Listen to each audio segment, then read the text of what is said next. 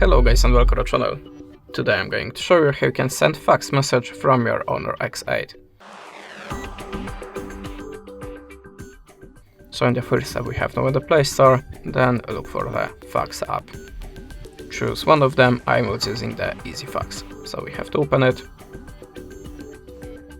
Now allow a permission to the camera and to the files is necessary. Okay, now tap on the plus and pick the source of your document. I'm gonna choose something from my gallery and pick the photo that you want to send. Of course you can pick more than one picture.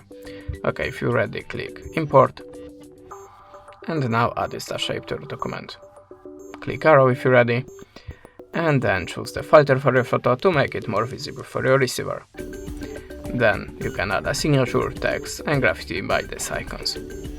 If you're ready, click accept, type the number here and choose the country from the list.